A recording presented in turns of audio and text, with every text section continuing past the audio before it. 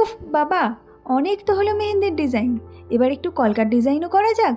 কলকা করব মাটির থালাতে। তো কিভাবে করলাম সেটাই দেখো।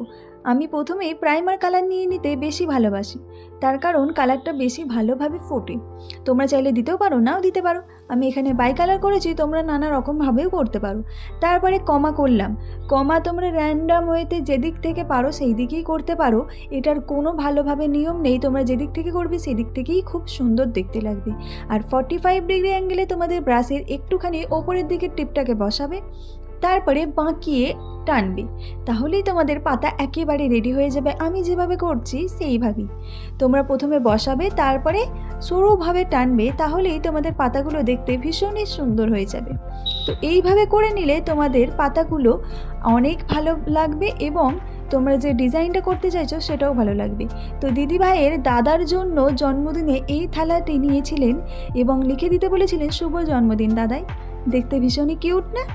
আমারও ভীষণই ভালো লেগেছে। দিদি এইভাবেই চেয়েছিল, আর বাটিগুলো তো এই টাইপেরই ডিজাইন ভরা ভরা করে দিতে বলেছিল।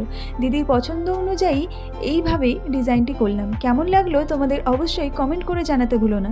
একটু ম্যাট ফিনিশের ওপরে ছিল, প্রপার না হলেও একটুখানি। তো তোমাদের এই টাইপের ফিনিশিং কেমন লাগে অবশ্যই কমেন্ট করে জানাতে ভুলো না। দেখা হচ্ছে পরের ভিডিওতে। Tata, bye bye.